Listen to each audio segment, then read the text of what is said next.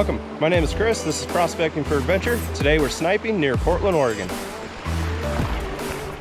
Sniping is the process of finding natural placer gold on the bottom of the river with just simple tools, your hands, and a snuffer bottle. And if you want to make sure you get everything, I'm going to show you some amazing tools to help you along the way.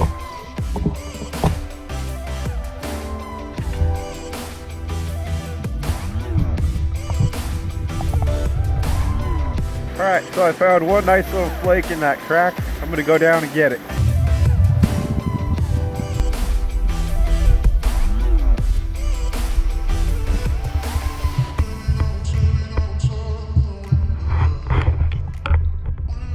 Now I'm using some special tools today. These are the Golden Sand Extreme Hybrid hand pump and the Quick Snipe. Both these tools allow you to lift up wet material off the bedrock. The larger Extreme Hybrid feeds the gravel into the bucket and then I can pan it out. The Quick Snipe allows me to pick up smaller amounts of material, and you can also use it as a pressure nozzle to blast out cracks. If you like how these tools operate, make sure to check out some of my previous videos.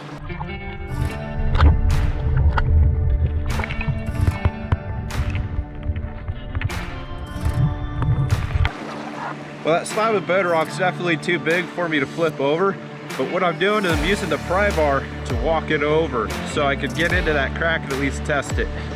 Whenever I have a rock that's too big to pick up or move, I try to rock it back and forth, put a large rock underneath it, and slowly walk it side to side using that method. It's critical to remember that these rocks can roll at any time, so make double sure that it's blocked and it can't roll back on you.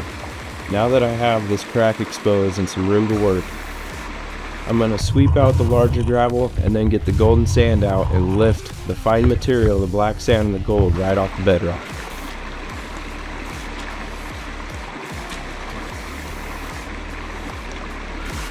So all the gravel went straight into that bucket, and now I can pour it into a pan and pan it out. These golden sand tools are very important because for a lot of people when they get down to bedrock, they leave a little bit of black sand and some gold on the bedrock. This allows you to clean it like a dinner plate. That way when you get home, you're not second guessing yourself and wondering what you've left down on bedrock. Alright, let's see what's in here. Quite a bit of black sand, some magnetite. Oh, there's one flake. I was hoping for better results than that. I found some other cracks over here, more in the channel, that doesn't have a bunch of overburden on it, so I can hit more faster instead of wasting all my time and effort right here for mediocre results.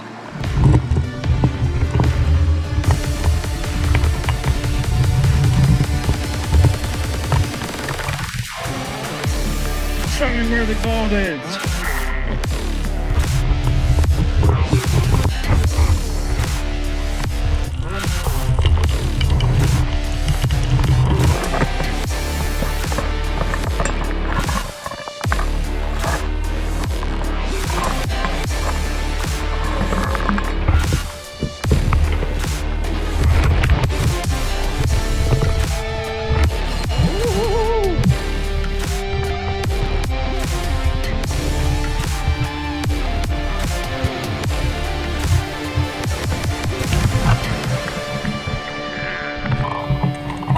The golden sand tools are designed to be used outside of water as long as the nozzles are submerged underwater.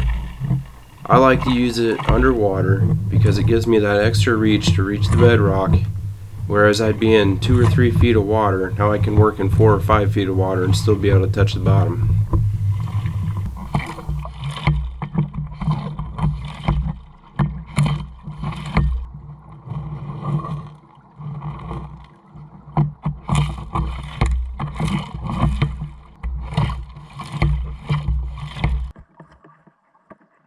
Now the reason why I'm taking so much time to get every little bit of gravel off the bottom is because if you're just using your hands, you're leaving behind just a little bit of gravel. In that little bit of gravel is going to be most likely your gold and black sands and whatever else you want to get.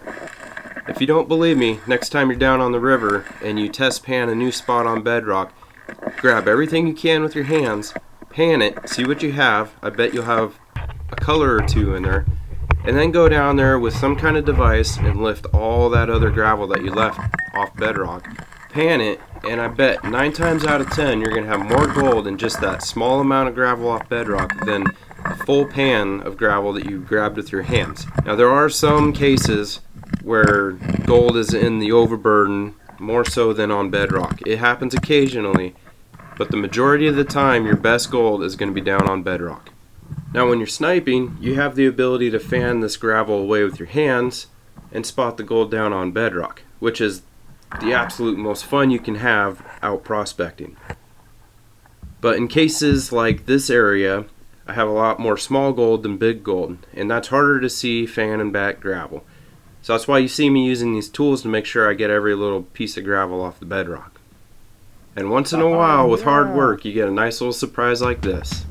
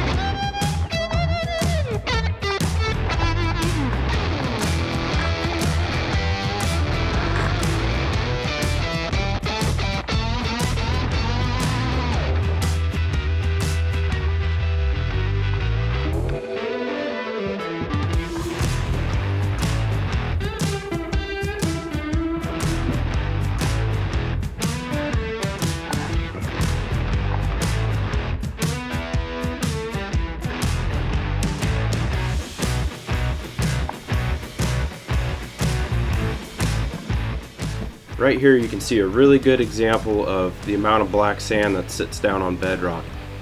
Now no matter how hard you try, you're not going to be able to peel that up with your fingers. And around here, that's where a lot of the small gold hides.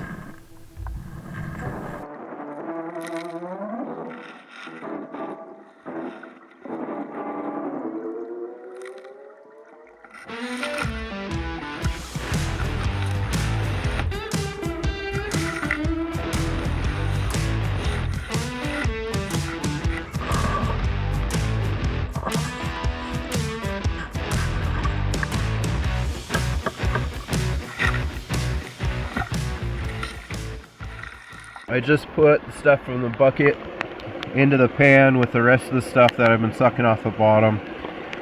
I don't expect to see a ton of gold in here because normally I see it and I use the snuffer bottle for the bigger stuff.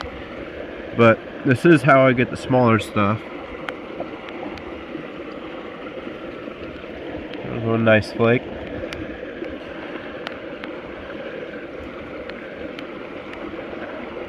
A bunch of lead. Yeah, so just kind of the standard small stuff.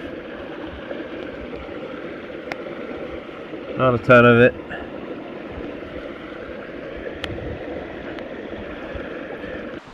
Well, for the last hour, all I was finding was micro gold pretty much, so I started getting really cold, decided to get out, and yeah, I'm calling it for the day. And I had 2 or 3 good sized pickers, at least for around here. And so I'm pretty happy. I didn't get skunked. I got some chunky gold. And I'll see you at the house. We'll throw the gold on the scale and see what we have. So until next time, don't forget to check out these related videos.